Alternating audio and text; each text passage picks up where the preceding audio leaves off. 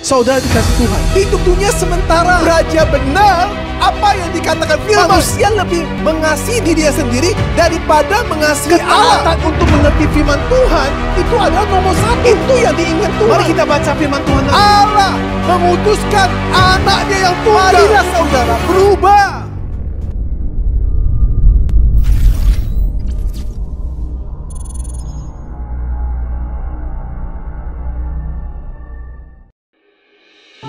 Shalom, selamat pagi Jemaat Kasih Tuhan. Bagaimana kabar Bapak Ibu Saudara pada hari ini? Saya berharap dan kita semua berharap ada dalam keadaan yang baik. Dan mari bersama-sama kita persiapkan hati kita untuk kembali beribadah bersama-sama kepada Tuhan pada Minggu pagi hari ini. Mari bersama-sama kita sebelum memulai ibadah kita bersaat teduh. Mari kita bersaat teduh.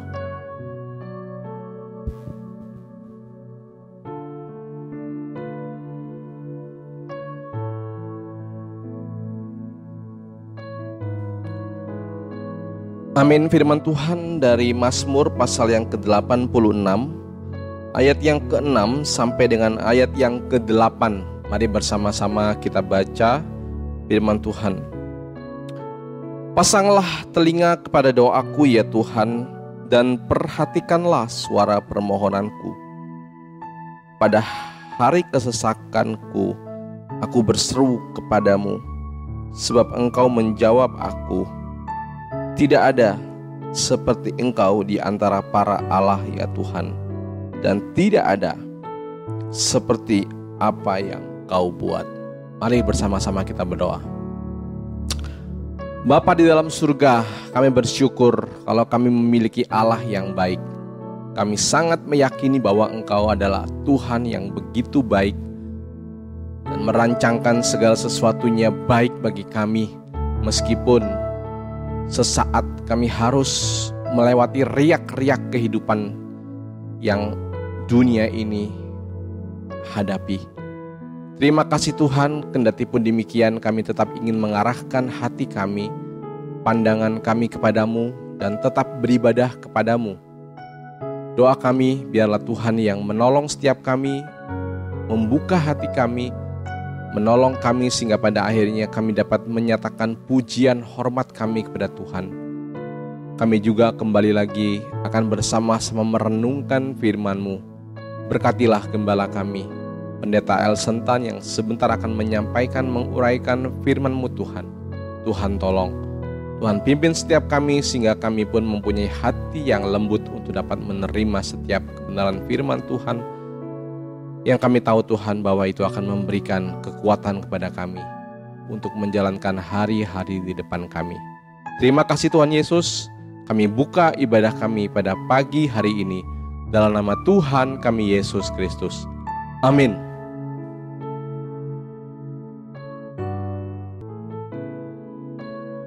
Halo, apa kabar? Shalom buat semuanya. Pagi hari ini kita kembali lagi boleh berjumpa, beribadah di rumah masing-masing Bapak Ibu Saudara kasih Tuhan, di mana puji-pujian akan kita naikkan. Kiranya Tuhan yang menolong saudara dan saya sehingga kita semua boleh diberkati oleh kebenaran firman Tuhan, di mana puji-pujian akan kita naikkan. Kekuatan dan sukacita manusia sangat terbatas. Sang Pencipta akan tetap untuk selama-lamanya buat kita semuanya. Engkaulah kekuatanku.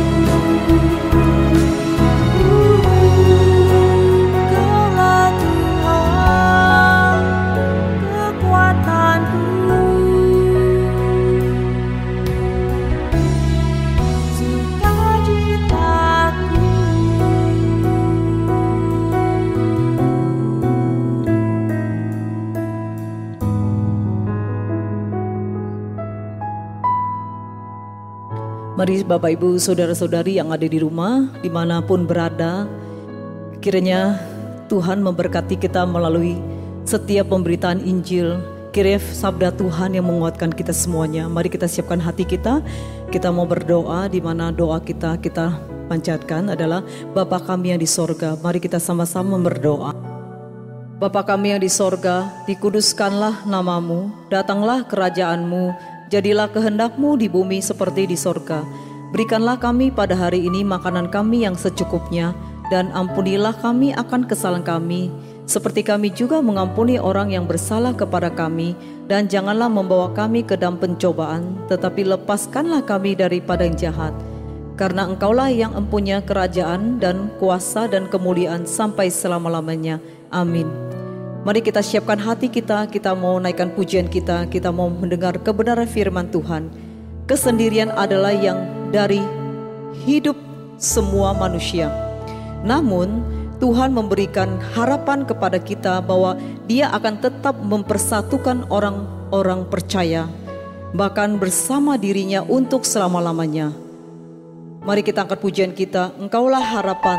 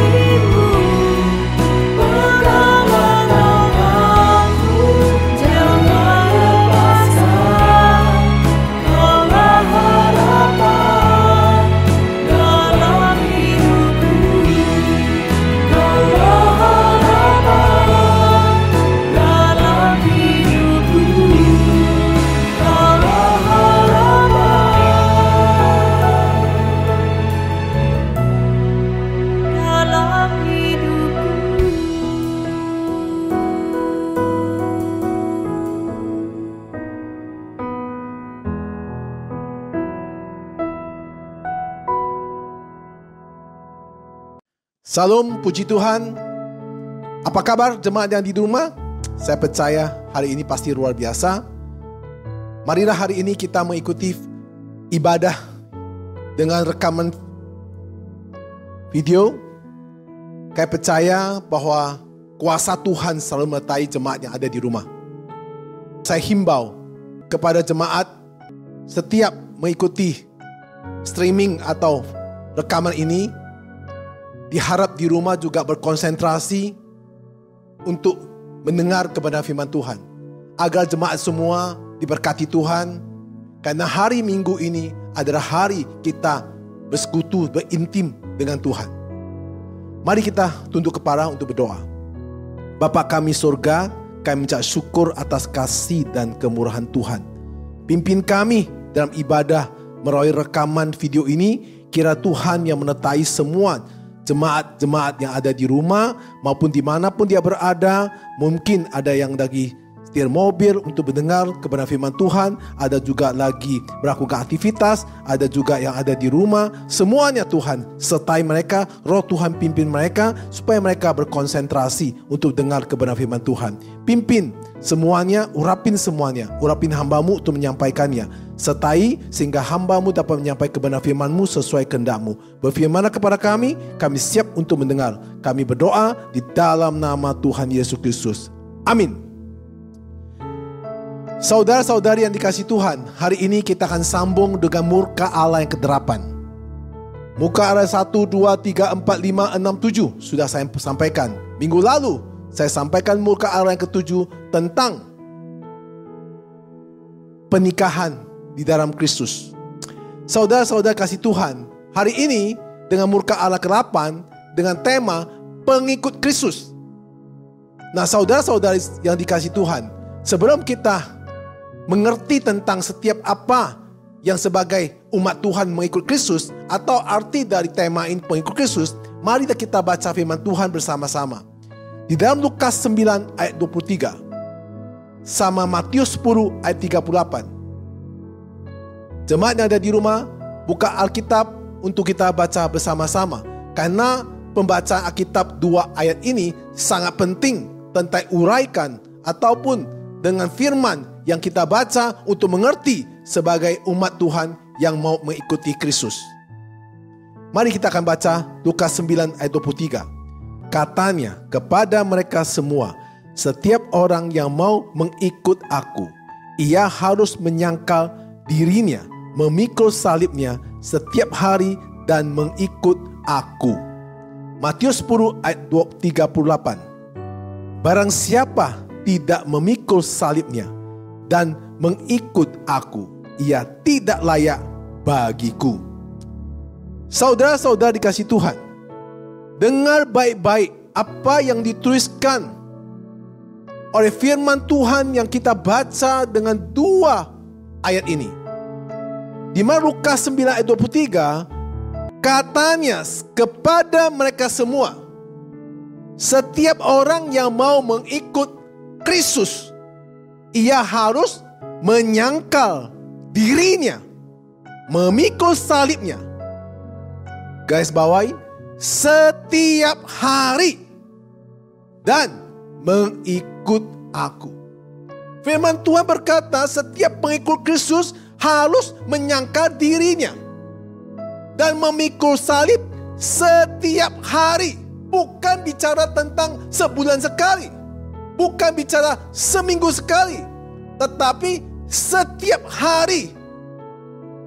Umat yang mau mengikut Kristus harus menyangkal diri dan memikul salib. Paragraf kedua Matius 10 ayat 38 yang berkata lebih mendetail dan lebih tegas, barang siapa tidak memikul salibnya dan mengikut aku, ia tidak layak bagiku. Ini sangat tegas dan sangat jelas penegaskan dari Tuhan Yesus kepada pengikut-pengikut Kristus. Ya, semua orang yang mau ikut Kristus harus menyangkal diri dan memikul salib setiap hari. Barang siapa yang tidak mau memikul salib, berarti ia tidak layak bagi Kristus. Ini satu statement satu perkataan Tuhan yang diperintahkan kepada semua pengikut Kristus. Saudara-saudari yang dikasihi Tuhan, apakah saudara-saudari pengikut Kristus? Kalau saudara-saudari adalah pengikut Kristus, maka saudari-saudari harus menyangkal diri dan memikul salib. Sekarang, pikul salib artinya apa? Arti pikul salib adalah mematikan kedagingan atau mematikan egois kita. Itu arti pikul salib. Selama kita menjadi pengikut Kristus, masih kita mementingkan diri sendiri, itu perlu dipertanyakan. Apakah saudara itu pengikut Kristus atau pengikut yang lain? Kalau saudara ingat khotbah saya pada murka Allah yang ke-6 mengenai orang yang mau mengikuti Kristus, berarti orang yang harus mematikan dagingnya dan harus putus dengan tradisi-tradisi nenek moyangnya. Apakah saudara sebagai pengikut Kristus atau mengikuti tradisi-tradisi? Ini pertanyaan yang perlu saudara renungkan. Saudara-saudari yang dikasihi Tuhan, zaman sekarang adalah zaman adaptasi. Seperti apa yang diajukan Yesus tentang pikul salib. Bukan berarti hidup sekarang ini, kalau kita pikul salib, berarti kita susah, menderita. Yang dimaksud oleh Kristus tentang pengajarannya, kalau kita mau pikul salib, berarti kita sangat mempedulikan sesama. Sangat mempedulikan orang lain daripada dirimu sendiri. Itu artinya pikul salib. Menghilangkan keegoiskan kita. Menghilangkan keserakaan kita.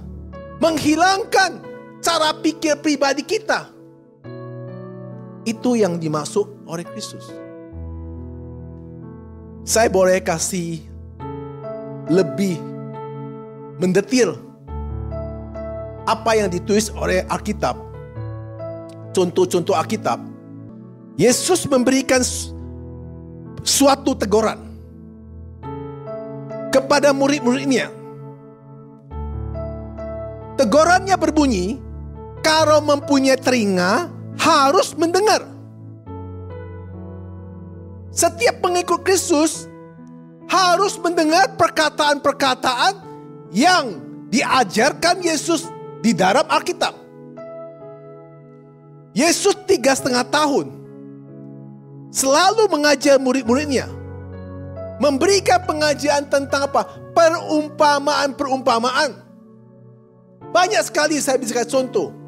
Perumpamaan tentang apa? Benih ditabur di pinggir jalan, benih ditabur di semak duri, benih tabur di batu, benih tabur di tanah subur. Ada lagi Yesus memberikan perumpamaan tentang benih yang sekecil sebiji sesawi bisa memindahkan gunung. Perumpamaan lagi, perumpamaan gadis-gadis bijak dan gadis-gadis bodoh. Banyak sekali Yesus mengajar murid-muridnya tentang perumpamaan. Apa yang dimaksudkan Yesus mengajar kepada murid-muridnya untuk perumpamaan? Supaya muridnya untuk belajar, untuk mengadaptasi. Dengan mengadaptasi tentang apa? Murka Allah. Tentang tradisi-tradisi nenek moyang. Tentang tradisi-tradisi turun-temurun. Supaya mereka bisa menghadapinya. Untuk mereka tidak mengandalkan dengan tradisi atau kondisi tradisi-tradisi waktu zaman itu. Tapi bisa berfokus untuk mengandalkan Kristus sebagai Tuhan pada zaman itu. Saudara dikasihi Tuhan. Maka dengan adanya COVID-19 ini, kalau kita benar-benar mencermati semua ajaran 3,5 tahun yang dicatat oleh kitab Perjanjian Baru 2000 tahun yang lalu, di dalam Alkitab itu mempersiapkan kita Sadar atau tidak sadar saudara, firman sudah mempersiapkan saudara untuk tidak bersandar kepada gereja, untuk tidak bersandar kepada pendeta, tetapi berfokus kepada Yesus Kristus sebagai juru selamat saudara. Saya melihat ini adalah suatu kenyataan. 5 tahun lalu saya pernah khotbah kepada jemaat. Ada suatu saat kita tidak bisa ibadah lagi. Ada suatu saat kita tidak bisa berkumpul lagi. Waktu 5 tahun saya bicara seperti itu, semua jemaat saya dan semua pekerja gereja ketawa. Kenyataan sekarang terjadi. Ini berapa lama saya tidak tahu. Jemaat dikasih Tuhan. Inilah bertanda bahwa sekarang ini saudara-saudari bisa melihat khotbah-khotbah atau pendeta dimanapun Anda bisa melihat melalui YouTube atau streaming yang ada di rumah, melalui handphone saudara, iPad saudara, laptop saudara. Saudara bisa memilih. Tidak tergantung kepada nama gereja, tidak tergantung kepada pendeta, tapi tergantung kepada siapa yang menyampaikan kebenaran-kebenaran firman Tuhan. Inilah saatnya saudara harus mendengar. Karena kita tidak tergantung lagi kepada situasi keadaan lagi. Kita semua tergantung kepada apa? Yesus Kristus sebagai juru selamat. Melalui ibadah online ini, Anda sudah akan kebiasaan.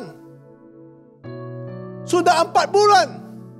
Saya percaya kalau setahun, saya percaya saudara-saudari sudah kebiasaan ibadah di rumah. Dulu saya pernah dengar, kalau jemaat tidak datang gereja, pendeta marah-marah. Jemaatnya malas. Katanya kalau tidak datang gereja, tidak diberkati. Kalau tidak datang gereja akan masuk neraka. Sekarang, semua jemaat di rumah. Semua jemaat tidak datang gereja. Sekarang pendeta itu berbalik kata, kalau ada lihat apa yang dia sampaikan, maka jemaat diberkati. Aneh. Kenapa? Itu semua kerjaan Tuhan. Jadi saudara-saudari yang dikasih Tuhan, Anda sekarang ini punya hak untuk mendengar kebenaran firman Tuhan melalui pendeta siapapun. Tidak perlu namanya, tidak perlu statusnya. Yang penting adalah penyampaian kebenaran-kebenaran firman Tuhan yang harus jemaat dengar. Karena saudara-saudari adalah pengikut Yesus. Saudara-saudara bukan pengikut pendeta. Saudara-saudara bukan pengikut gereja. Nama gereja tidak dibutuhkan. Nama pendeta tidak dibutuhkan. Yang dibutuhkan adalah satu nama, yaitu Yesus Kristus sebagai juru selamat kita. Amin. Saudara, saudari yang dikasihi Tuhan. Jadi kita harus mengerti, menjadi seorang pengikut Kristus itu harus apa? Yang dikatakan Lukas 9:23, menyangkal diri dan pikul salib. Saudara-saudari yang dikasihi Tuhan, saya beri contoh. Orang-orang Yahudi setiap hari Sabat mereka hanya membaca Torah, yaitu 5 kitab Musa dari turun-temurun. Mereka belajar sejarah bagaimana mereka itu dari bangsa yang diperbudakkan menjadi bangsa yang penuh diberkati. Sehingga keturunan mereka terus membaca Taurat siang dan malam. Dari generasi ke generasi. Sehingga mereka, orang Yahudi, sangat takut akan Tuhan. Mereka tidak tergantung kepada siapapun. Mereka hidup hanya tergantung kepada Tuhan. Bagaimana dengan kita sebagai orang Kristen, sebagai pengikut Kristus? Setiap minggu, semestinya, setiap minggu, gereja-gereja atau pendeta-pendeta harus membaca 2 ayat ini. Lukas 9 ayat 23 dan Matius 10 ayat 38. Tentang apa? Kalau mau ikut Kristus harus menyangkal diri dan pikul salib. Dan kalau tidak mau memikul salib, berarti tidak layak bagi Kristus. Itu harus diingati, di-remind terus, dimasukkan. Bukan sekali, beribu-ribu kali yang harus itu, yang harus sampaikan kepada jemaat-jemaat pengikut Kristus. Karena jemaat itu harus mengerti tentang itu. Makna yang sangat penting yang mereka harus memahaminya. Bukan bicara berkat dalam COVID-19 ini. Bukan bicara mujizat. Bukan bicara tentang kesembuhan. Yang bicara tentang apa? Tentang siapa yang mau ikut Kristus, siapa yang dapat hidup kekal. Keselamatan yang dijamin oleh Kristus, yang dimateraikan oleh Kristus. Inilah yang adalah waktunya semua jemaat harus mengerti pemahaman apa yang disampaikan perkataan Yesus kepada pengikut-pengikutnya. Saudara, saudari kasih Tuhan. Arti salib itu apa? Pertama, arti salib adalah penderitaan. Saudara bisa bayangkan waktu Yesus menderita, apa yang dialaminya? Dia dicabuk dengan cabukan yang berduri. Ketika durinya itu dilemparkan ke badan Kristus, waktu itu dipukul, dan kemudian duri itu bisa membuka kulit-kulitnya dan dagingnya sampai ke tulang, sehingga darahnya mengalir dengan deras sekali. Itulah pengorbanan Kristus. Akhirnya dia mati di salib untuk menembus dosa dan menghapuskan semua kutukan Tuhan kita, membebaskan kami semua dari binasa menuju kekekalan, kemudian kebangkitan, dan akhirnya dia ke surga disaksi oleh murid-muridnya. Saudara-saudari yang kasih Tuhan, Kristus mati untuk menciptakan pengikut-pengikut di jalan menuju ke Kalvari. Saudara, Kalvari adalah nama bukit tempat Kristus disalibkan. Kristus tahu bahwa kehidupan yang dijalannya akan akhirnya membawa dia ke sana. Maka ketika faktanya ia mengarahkan pandangannya ke sana, di dalam Lukas 9 ayat 51, mari kita baca. Ketika hampir genap waktunya, Yesus diangkat ke surga. Ia mengarahkan pandangannya untuk pergi ke Yerusalem. Jadi dia arahkan waktu dia disalib, arahkan pandangan ke Yerusalem. Tidak ada yang bisa menghalangi tujuan daripada Kristus untuk mati. Karena Kristus datang ke bumi ini hanya untuk mati, untuk menyelamatkan semua umat-umat yang percaya kepada dia. Tidak ada satu orang pun bisa menghalangi Kristus. Karena itu adalah jalannya. Ketika seseorang memperingati Kristus ketika sedang dalam perjalanan menuju Yerusalem, bahwa Raja Herodes sedang mencarinya. Apa yang Yesus katakan? Dia menolak pandangan itu kepada Raja Herodes. Ia mempercepatkan rencana arah. Maka firman Tuhan Lukas 13 ayat 32. Saya akan bacakan. Jawab Yesus kepada mereka, pergilah dan katakanlah kepada si serigala itu. Siapa si serigala itu? Raja Herodes. Aku mengusir setan dan menyembuhkan orang pada hari ini dan besok, dan pada hari yang ketiga aku akan selesai. Amin. Saudara-saudari kasih Tuhan, semua berjalan sesuai dengan rencana. Ketika waktunya tiba dan tentara menangkap Kristus, pada malam sebelum kematiannya, Kristus berkata kepada mereka. Apa Yesus katakan kepada mereka? Matius 26 ayat yang 56. Akan tetapi semua ini terjadi supaya genap yang ada tertulis dalam kitab nabi-nabi. Lalu semua murid-murid itu meninggalkan dia dan melarikan diri. Saudara-saudari, bayangkan murid-muridnya begitu setia ketika Yesus ditangkap. Ya, apa yang dituliskan firman Tuhan berarti semua Tuhan sudah merencanakannya. Saat ditangkap, semua muridnya kabur. Yesus cuma sendirian. Waduh, saya lihat nggak ada yang setia mengikuti Kristus. Tidak ada orang yang setia mengikuti Kristus. Kalau ada orang mengatakan pada zaman ini, aku setia ikut Kristus, aku setia ikut gereja, aku setia ikut pendeta. Coba renungkan baik-baik. Dia setia ikut siapa? Kalau gereja ada uang, banyak pengikut, amin. Gereja tidak ada uang, ada pengikut, coba dipertanyakan. Orang ikut Kristus atau ikut berkatnya? Maka saya bingung kadang-kadang. Ya, saya bingung. Sudah lama saya 16 tahun melayani. Sangat bingung dan sangat bingung. Kenapa gereja itu bukan orang mengikut Kristus?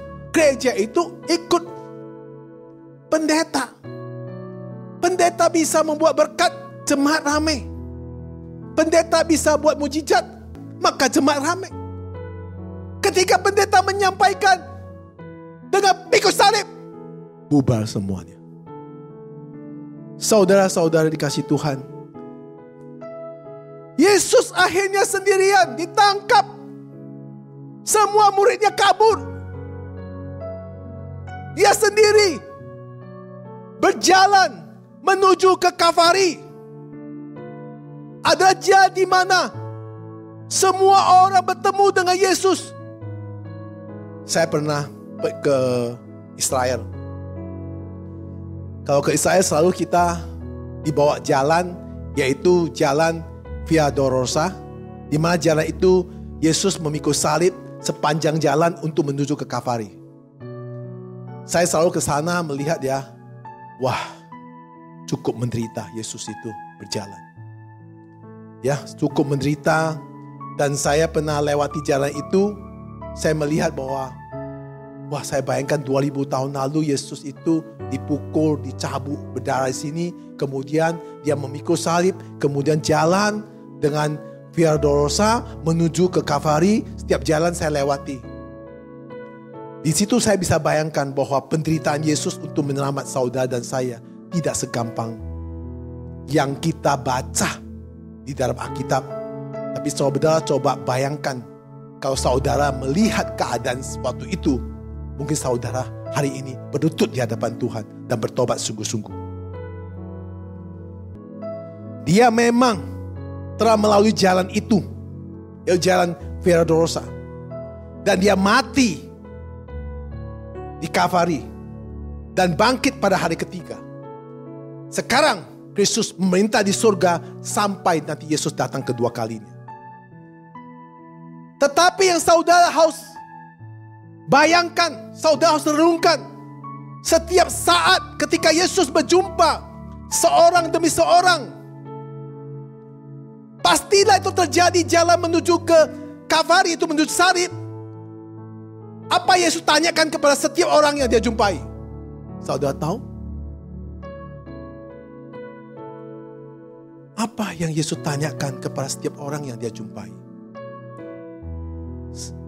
Ketika Yesus berjalan di Kalvari, dia berkata kepada setiap orang yang dia jumpai.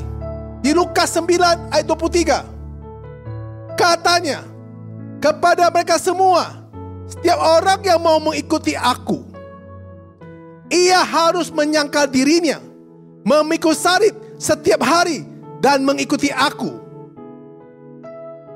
Saya berikan contoh bagaimana Yesus jalan memikul salib menuju Via Dolorosa sampai ke Kalvari. Saya beri contoh ya. Mari saya panggil beberapa orang untuk naik ke atas. Saudara Hendrik, Cindy, ya, Jacqueline, dan saudara pendeta Randy, coba maju ke depan. Saya akan praktekkan ini. Saya akan memberikan ilustrasi 2 poin. Poin pertama, sebelum Yesus disalibkan, Yesus masih 3,5 tahun melakukan penginjilan. Dan kedua, di mana Yesus memikul salib menuju Via Dolorosa, menuju ke Kalvari. Nah sekarang saya praktekkan yang pertama. Sebelum Yesus itu disalibkan, Yesus datang kepada seorang, Saudara Randy, mau ikut Yesus? Ya, saya mau. Mau jadi pendeta? Ya, saya mau. Kenapa jadi pendeta?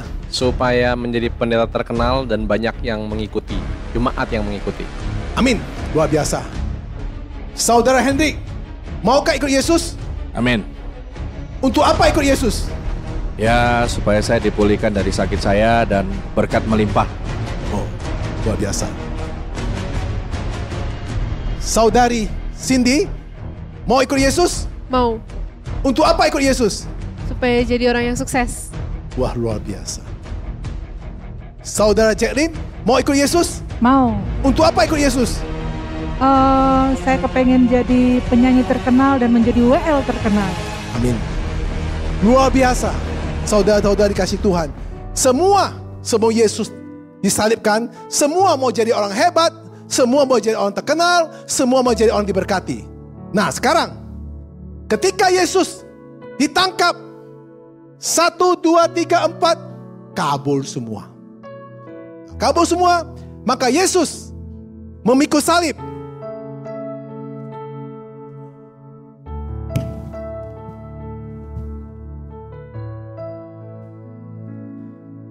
Yesus memikul salib dari jalan Via Dolorosa menuju ke Kalvari. Sepanjang jalan dia mikul salib dengan bercucur darah karena selesai dari pencabukan dengan duri, sehingga darahnya mengalir sepanjang jalan di Via Dolorosa. Dia berjumpa kepada semua pengikutnya. Dia bertanya kepada pengikutnya. Yang bertanya, Randy, kalau mau ikut aku harus menyangkal diri dan pikul salib. Apakah Randy mau? Gak mau. Gak mau. Dia pindah kepada si Hendrik. Hendrik, kalau mau ikut aku harus menyangkal diri dan pikul salib. Apakah Hendrik mau? Oh enggak Pak, saya udah susah Pak. Oh gitu. Dia pindah lagi, berjalan lagi. Cindy, kalau mau ikut aku harus menyangkal diri dan pikul salib. Apakah mau? Enggak Pak, makasih. Dia pindah lagi. Kemudian jumpa pengikut yang terakhir. Jacqueline, kalau mau ikut aku menyangkal diri dan pikul salib, apakah mau? Oh tidak, saya tidak mau. Nah, saudara-saudari dikasih Tuhan. Ini yang terakhir. Saat Kristus di jalan menuju salib, tujuan Kristus adalah memanggil sekumpulan besar orang percaya untuk mengikuti dia. Nah sekarang terakhir, saya bertanya kepada seorang istri pendeta. Ya, setelah Yesus disalib sama sebelum Yesus disalib. Saya mau tanya soal istri pendeta. Sebelum Yesus disalib, untuk apa saudari jadi istri pendeta, dan mau suaminya jadi pendeta, mau jadi apa? Saya mau jadi istri pendeta yang banyak barang Hermes, belian, dan barang-barang yang mewah, mobil mewah, dan bisa bertenteng-tenteng di gereja supaya aku dihormati di orang. Sekarang, setelah Yesus Kristus sudah disalibkan, nah sekarang suaminya mau pikul salib. Suaminya pendeta harus ikut salib. Saya mau tanya istri saya, apakah istri saya mau ikut pikul salib? Apakah sekarang kamu mau ikut salib? Dan pertama, kalau mau ikut saya sebagai pendeta untuk memikul salib, apa yang diperintahkan Yesus. Dan kedua, saya menyangkal diri. Apakah saudari mau menyangkal diri dan pikul salib? Saya rasa saya enggak deh, karena cukup Tuhan Yesus yang pikul. Jadi saya tidak akan pikul salib lagi. Saya sudah dibebaskan, hanya Tuhan Yesus yang pikul salib sendiri. Saudara-saudari yang dikasih Tuhan, saya kasih contoh ilustrasi ini bukan menyinggung saudara, tetapi ini kenyataan hidup, kenyataan fakta.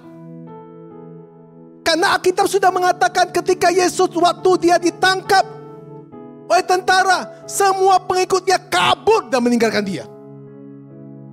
Maka saya jadi pendeta 16 tahun selalu bingung. Orang kok rajin ke gereja, Dan untuk apa dia ke gereja?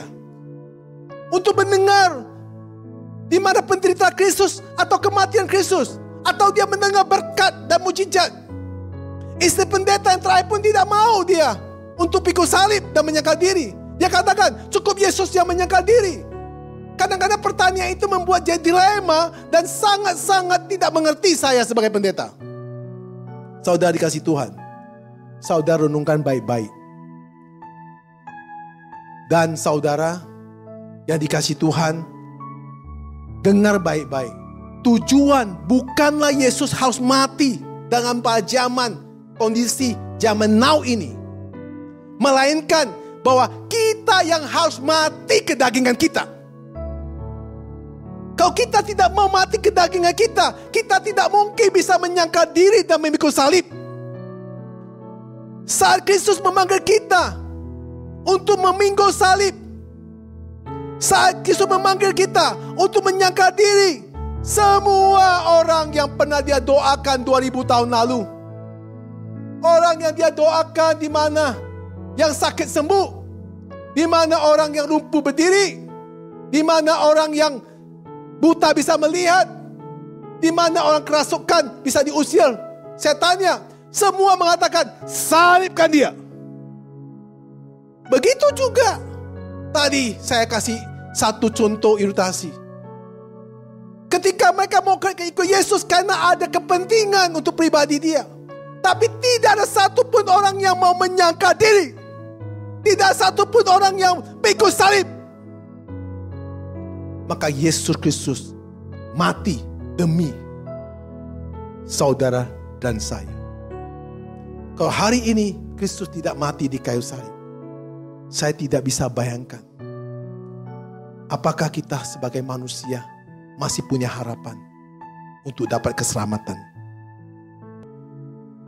Saudara-saudari kasih Tuhan, salib adalah tempat hukuman yang sangat mengerikan. Di zaman Yesus, orang tidak boleh berpikir untuk memakai salib sebagai perhiasan. Saya melihat banyak orang pakai salib di perhiasan. Ya, pakai kalung salib. Ngerti nggak saudara pakai kalung salib? Jangan saudara pakai kalung salib hanya untuk menakut-nakuti setan. Saudara, setan tidak takut salib. Setan tidak takut salib. Banyak. Kalau saya ke Israel, toko-toko perhiasan banyak jual salib-salib. Saudara, setan itu cuma takut sama firman Tuhan. Firman Tuhan yang bisa mengusir setan, bukan salib yang bisa mengusir ke setan. Saudara dikasih Tuhan, kalau saudara berani memakai perhiasan salib, itu artinya saudara memakai perhiasan berbentuk apa? Karakteristik atau tiang gantung. Artinya saudara benar-benar menyangkal diri. Saudara benar-benar pikul salib. Itu baru saudara memakai perhiasan salib. Kalau tidak bisa menyangkal diri, tidak bisa memikul salib, tolong pikir sekali lagi untuk pakai perhiasan salib. Perkataan Kristus ini pastilah terdengar sangat mengerikan pada saat itu. Karena apa yang katakan Kristus pada saat itu?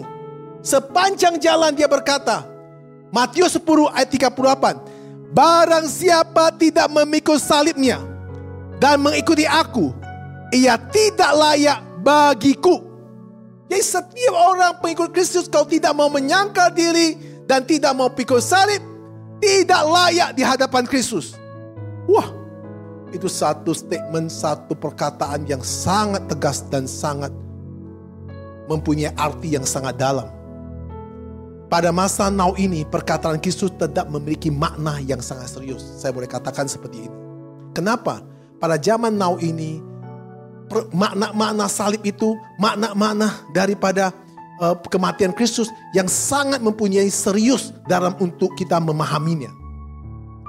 Perkataan Kristus setidaknya berarti bahwa jika saya mengikuti Kristus sebagai juru selamat dan Tuhan, diri lama saya, yaitu egois saya, kepentingan pribadi saya haruslah saya hilangkan. Jika ego saya tidak bisa hilangkan, jika ego saya masih tetap pada diri saya selalu mementingkan diri saya perlulah pakai salib untuk menstromkan saya. Memakai salib seperti kursi listrik menstromkan saya, mengingatkan saya penderitaan Kristus waktu dia jalan di Ferodosa sampai ke Kalvari. Saudara dikasih Tuhan, seperti yang saya khotbah minggu lalu dengan hal-hal kedagingan, kalau saudara masih mengikuti khotbah murka Allah yang ke-7, saudara bisa dapat, saya katakan waktu itu, baca 100 kali. Dan apa? Galatia 5 ayat 19 sampai 21. Itu harus dihilangkan. Kalau kita tidak menghilangkan kedagingan, kita tidak bisa menyangkal diri dan mengikuti Kristus. Saya baca ulang sekali lagi pada khotbah yang murka Allah ke-8 ini. Galatia 5 ayat 19 sampai 21. Yaitu apa? Perbuatan-perbuatan daging yang nyata. Ayat 19, perbuatan daging telah nyata, yaitu pencaburan, kecemaran, hawa nafsu. Ayat 20, penyembahan berhala, sihir, perseteruan, perselisihan, iri hati, amarah, kepentingan diri sendiri, percitraan, roh pemecah. Ayat 21, kedengkian, kemabukan, pesta pora, dan sebagainya. Terhadap semua itu, ku peringatkan kamu, seperti yang telah kubuat dahulu, bahwa barang siapa melakukan hal-hal yang demikian, ia tidak akan mendapat bagian dalam kerajaan Allah. Jadi kalau kita tidak matikan kedagingan kita, kita tidak mungkin bisa menyangkal diri dan pikul salib. Murid-murid Yesus pun mengalami hal yang sama. Kabur semua waktu Yesus ditangkap, dicabuk, dipukul, dengan darah yang bercucur keluar. Dia memikul salib di jalan Ferodosa sampai menuju ke Kalvari. Saudara-saudara dikasih Tuhan, saya sebagai pendeta setiap hari saya mengingatkan diri saya. Untuk apa mengingat diri saya? Bahwa mati terhadap dosa dan hidup bagi Allah.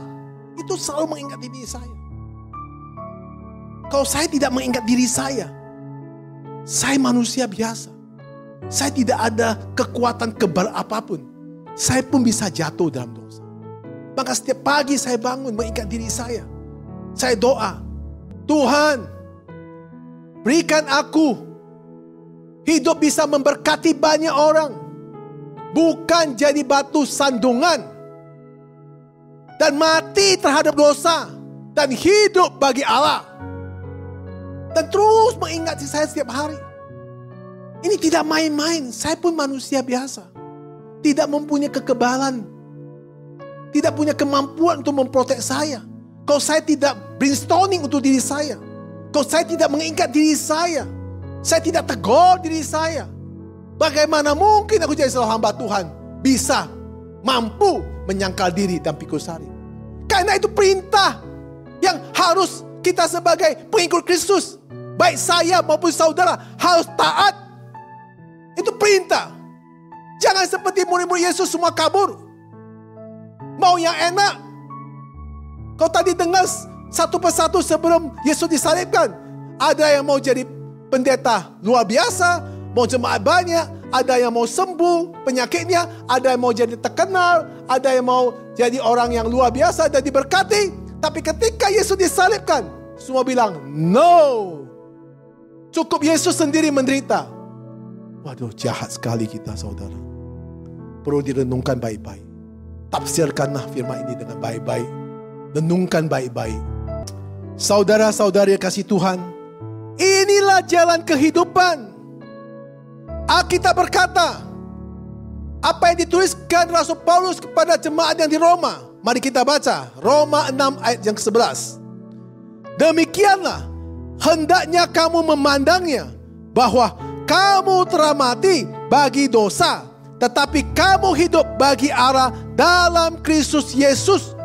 Inilah Paulus mengatakan kita harus mati dalam dosa dan hidup bagi Allah. Yang harus kita repeat terus dalam hidup kita. Jangan bosan-bosan mengatakan ini.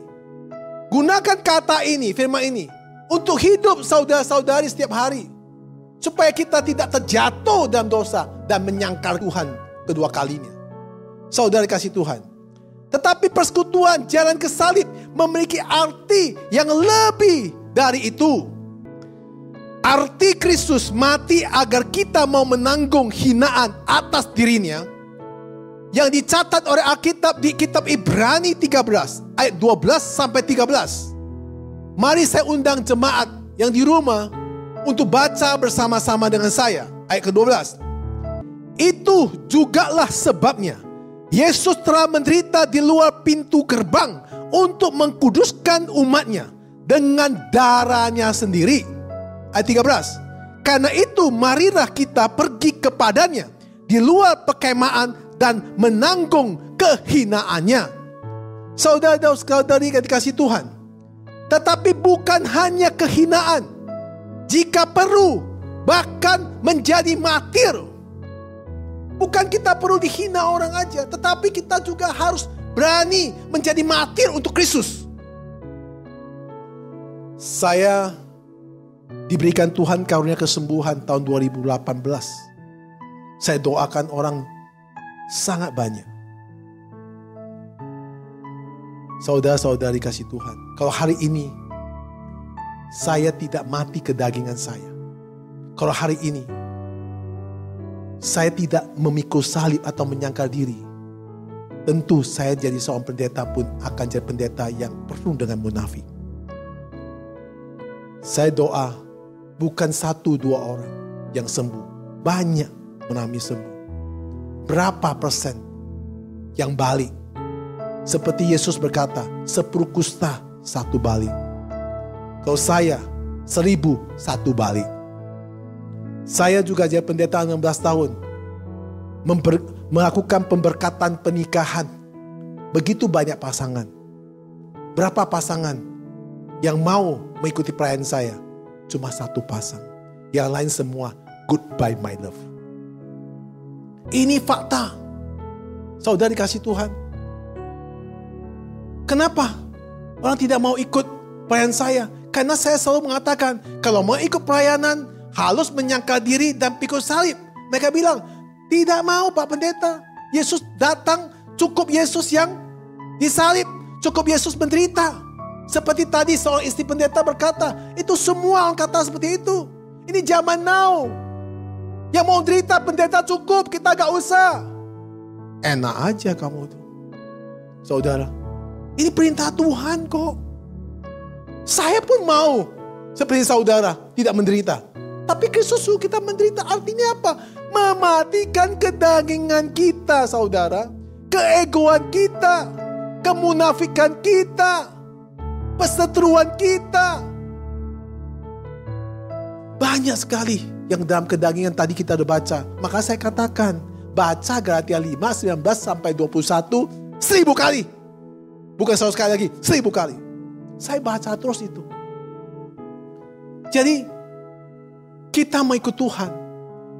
Bukan susah dalam arti kita tidak bisa makan. Bukan susah kita dalam kehidupan. Susah apa? Susah mentaati setiap perintah Tuhan. Susah mentaati setiap apa yang Tuhan sampaikan. Susah taat. Susah hidup benar. Kau ikut hidup serong-serong itu cepat. Kau viral-viral cepat sekali tersebar. Renungkan saudara. Renungkan baik-baik. Tafsirkan saudara sendiri di rumah baik-baik. Alkitab menggambarkan sebagai pengikut Kristus seperti ini. Wahyu 12 ayat ke-11. Saya bacakan. Dan mereka mengalahkan dia oleh darah anak domba dan oleh perkataan kesaksian mereka. Karena mereka tidak mengasihi nyawa mereka sampai ke dalam maut. Itu yang dicatat oleh firman Tuhan. Anak domba Allah mencurahkan darahnya. Itu darah Kristus. Agar kita bisa mengalahkan kejahatan. Dengan mempercayai darah Kristus dan mencurahkan darah kita sendiri. Yesus memanggil saudara-saudari untuk menjalankan jalan salib. Ini adalah hidup yang sulit untuk mengikuti Kristus.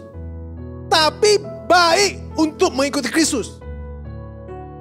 Hidup untuk mengikuti Kristus sangat sulit. Tetapi baik untuk ikut Kristus. Sehingga kita bisa menjadi orang yang diberkati dimanapun kita berada. Kenapa? Karena kita bisa menyangkal diri. Tidak mempersalahkan orang. Tidak mempersalahkan siapapun. Kalau saudara bisa menyangkal diri dan pikul salib, pertama, saudara sendiri akan mendapat pahala yang luar biasa. Kedua, rumah tangga saudara sangat bahagia. Istri Anda, suami Anda, anak-anak Anda, semua bahagia. Ketiga, lingkungan dimanapun saudara berada, semua orang diberkati. Inilah salah satu yang Tuhan katakan dengan statementnya bahwa setiap orang yang mau ikut Kristus atau pengikut Kristus harus menyangkal diri dan pikul salib. Barang siapa yang tidak mau pikul salib, ia tidak layak baginya. Saudara, pada zaman COVID-19 ini, kita sangat membutuhkan Tuhan. Kalau saudara pada zaman ini, kalau saudara tidak mau sungguh-sungguh pikul salib, saudara tidak mau sungguh-sungguh untuk menyangkal diri, saudara tidak mungkin bisa mengadaptasi dengan namanya new normal. Saya dengar dari berita, orang tidak mengerti new normal. Karena anggap orang new normal itu adalah hidup normal, kembali normal. Maka terjadilah COVID tambah banyak. New normal artinya kita mengadaptasi dengan situasi yang baru. Regenerasi yang baru. Begitu juga kita melayani. Begitu juga kita dalam ibadah. Begitu juga dalam kita komunitas sebagai orang-orang yang menyampaikan Injil. Semua sudah berubah. Kalau kita bisa menyangkal diri dan pikul salib, kita bisa melakukan pelayanan dan banyak jiwa dimenangkan. Dan kita bisa dipakai Tuhan di zaman dalam COVID-19 ini. Percaya Tuhan selalu mengasihi saudara. Percaya Yesus mati untuk saudara dan hidup untuk saudara. Tuhan sudah melakukan bagian Tuhan. Sekarang bagaimana saudara melakukan bagian saudara untuk Tuhan. Salam, mari kita berdoa. Bapa kami surga, terima kasih atas pengenalan akan firman-Mu. Bahwa siapa yang mau ikut Yesus atau siapa yang menjadi pengikut Kristus harus menyangkal diri dan memikul salib setiap hari. Itu satu perintah Tuhan. Kemudian barang siapa yang tidak mau memikul salib, maka dia tidak layak bagi Kristus. Saudara-saudari kasih Tuhan, dalam doa untuk penuturan firman Tuhan, kira Tuhan mengingat kita kembali agar kita bisa mampu mengadaptasi dengan kehidupan adanya COVID-19 ini. Agar kita bisa benar-benar menyangkal diri kita dan memikul salib dan mengerti kebenaran firman Tuhan. Sehingga kita mampu memenuhi hidup yang akan ke depan yang namanya new normal ini. Berkatilah jemaat-Mu, berkatilah semua umat-umat-Mu dimanapun mereka berada. Dan Tuhan yang selalu melindungi dan Tuhan selalu menjaga dan memberikan berkat kepada semua umat-Mu. Kami berdoa di dalam nama Yesus Kristus. Amin. Mari jemaat untuk yang di rumah bangkit berdiri. Kita akan baca pengakuan iman Rusli bersama-sama. Aku percaya kepada Allah Bapa yang Maha Kuasa, Kalib langit dan bumi, dan kepada Yesus Kristus anak yang tunggal Tuhan kita, yang dikandung dari Roh Kudus, lahir dari anak darah Maria, yang menderita sengsara di bawah pemerintah Pontius Pilatus, disalibkan, mati dan dikuburkan, turun ke dalam kerajaan maut. Pada hari ketiga bangkit pula dari antara orang mati, naik ke surga di sebelah kanan Allah Bapa yang Maha Kuasa. Dari sana ia akan datang untuk menghakimi orang yang hidup dan yang mati. Aku percaya kepada Roh Kudus, gereja kudus dan persekutuan kudus, pengampunan dosa, kebangkitan tubuh dan hidup kekal. Amin. Salam, jemaat yang kasih Tuhan. Kiranya Tuhan Yesus memberkati jemaat-jemaat, dan Tuhan selalu mengasihi jemaat-jemaat, Tuhan selalu menjaga jemaat-jemaat, dan selalu hidup sehat, dan selalu diberkati. Amin.